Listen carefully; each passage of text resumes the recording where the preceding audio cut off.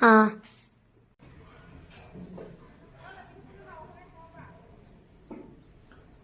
Tuấn không sao xài rồi liền không?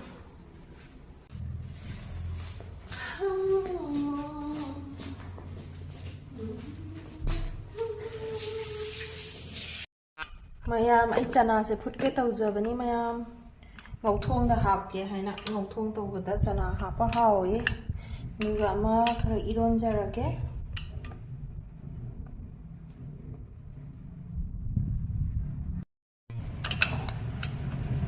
thagatchare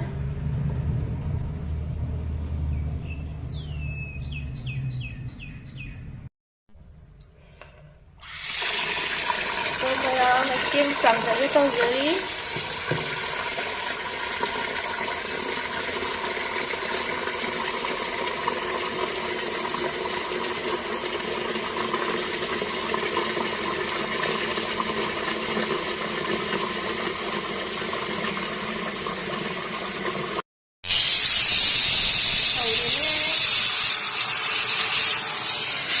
rice cooker da chak thagatchare munjarani adum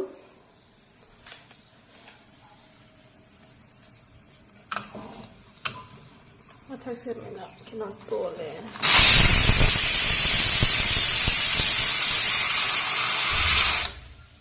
ama khata sawai ke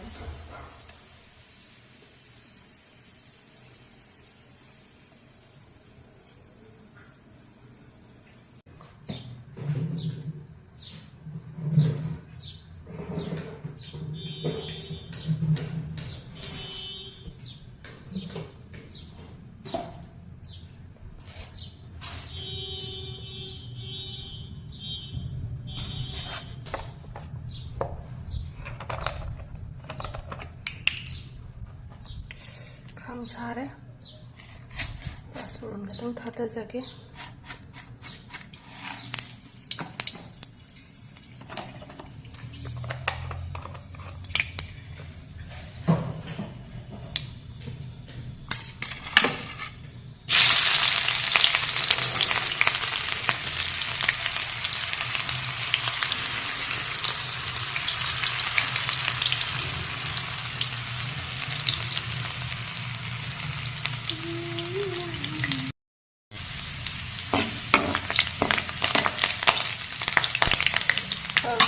Lepokan juga kata lagi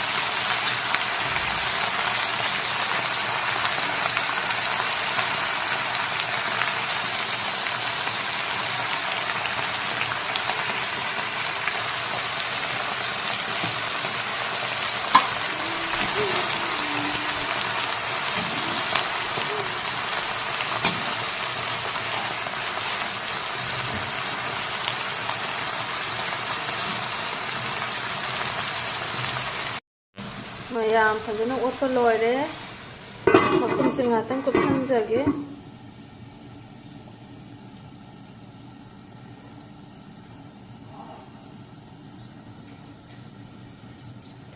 ngatang mullaba matungda chana se thadajage chana sibudi phutpa loirabani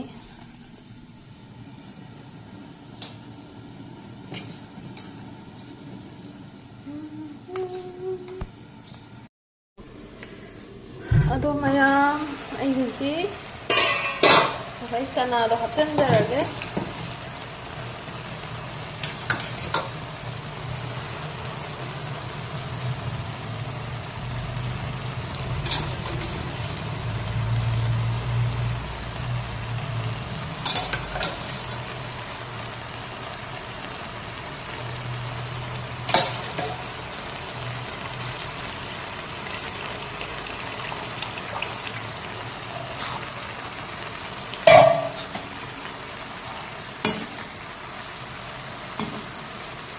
Ngakang amuk jaihini aduga maroi mapang kari loin hapsaladaban.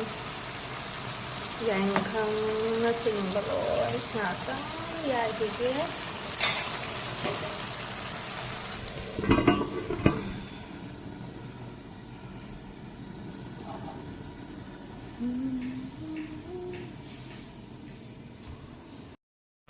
Mayam ay amuk iron bagi samjarage.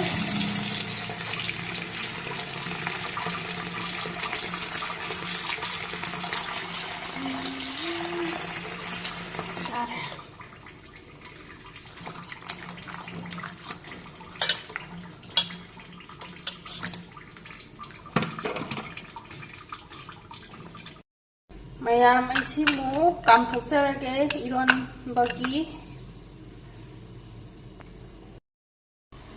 Mayam hangdokjarage. Karin hariya.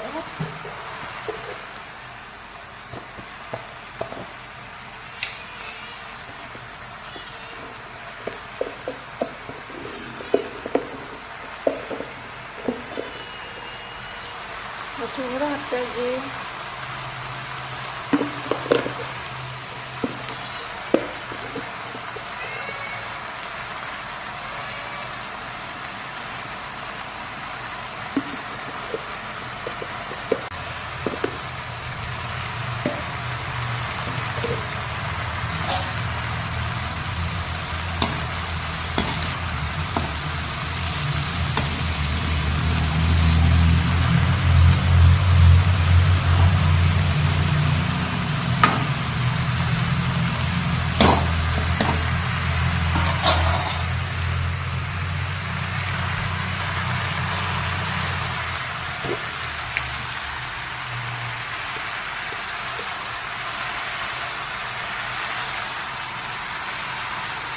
Jira kari kara janaba phaduga maru mix ni se mayam hapjare.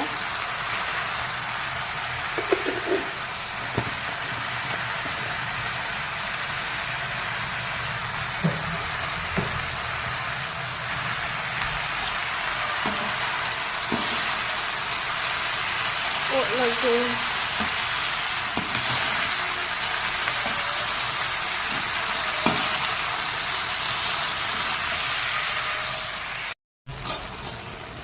mayam ay si fazana otsarabani ko mayam keno tawba hadi camera se khutna paibasigane thammaga otkhrabani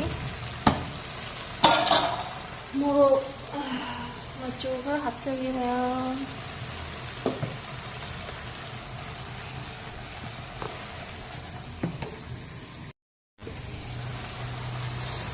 Jam sana saning dik tang hape mayam morok yam hapre.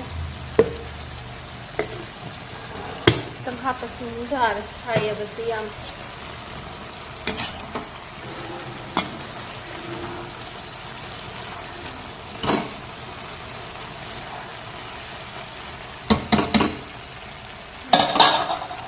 Nah, tang le thum hap ke tang mun pharaga option ge.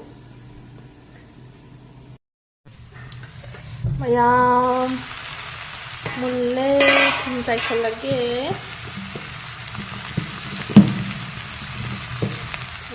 Makhumsisu hangba yadrene.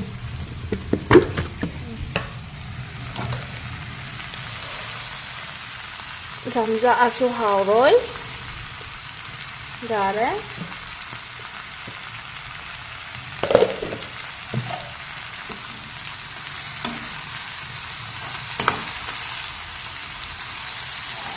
Ini thammaga oina tawrage.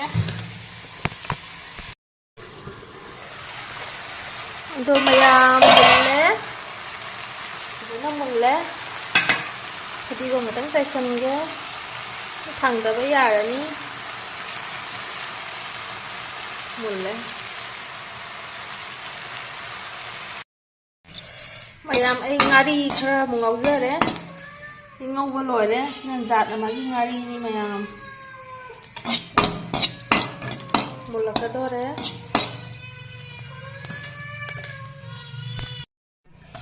mayam ngasai keno do iron gain tawdo thangjare aduga huji fajana glass maning sina tonga ngari mayam tawrga hapchan jare da huji tilau managa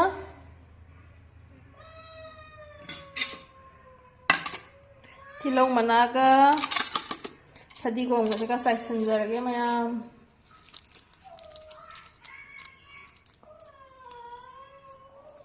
yare iron ma leire ngasai ngauthong duga mathen ke simjam tawdre mayam iron ma ga ngauthong ga aduga ngasai ngari duni ko ngari duga smai chajaragani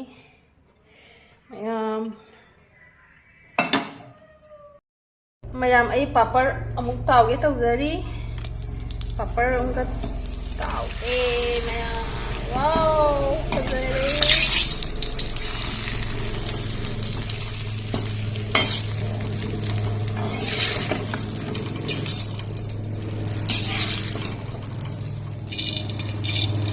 tawjabra mayam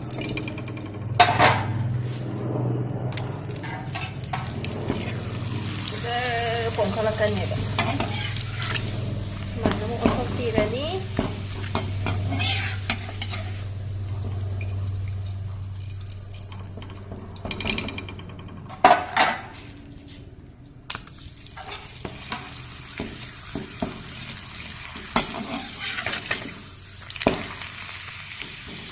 papar tau sinungai kan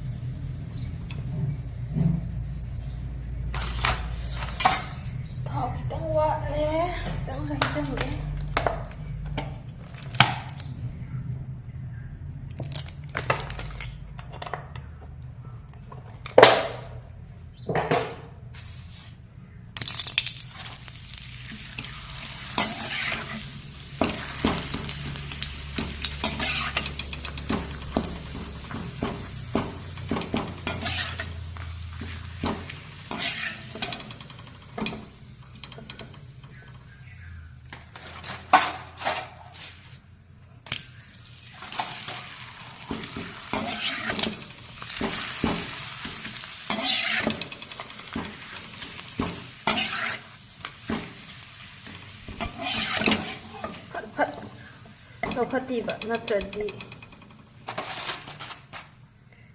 ꯀꯥꯗꯣꯏꯕ ꯃꯌꯥꯝ paper ꯇꯥꯎꯕ ꯂꯣꯏꯔꯦ ꯃꯌꯥꯝ ꯂꯣꯏꯔꯦ ꯉꯁꯥꯏꯒꯤ ꯃꯊꯦꯜꯗꯣ ꯑꯩ ꯑꯃꯈꯛꯇꯪ ꯆꯥꯔꯅꯤ ꯀꯩꯒꯤꯅꯣ ꯍꯥꯏꯗꯤ ꯑꯉꯥꯡ ꯃꯌꯥꯝ ꯑꯇꯩꯗꯤ ꯁ꯭ꯀꯨꯜ ꯂꯣꯏ ꯆꯠꯅꯈ꯭ꯔꯦ ꯃꯌꯥꯝ ꯑꯗꯨꯅ ꯃꯣꯏꯒꯤ ꯂꯣꯏ ꯊꯝꯕꯤꯈ꯭ꯔꯦ ꯑꯗꯨꯅ ꯃꯩꯕꯥꯅꯤ ꯆꯥꯅꯕ ꯇꯧꯖꯔꯒꯦ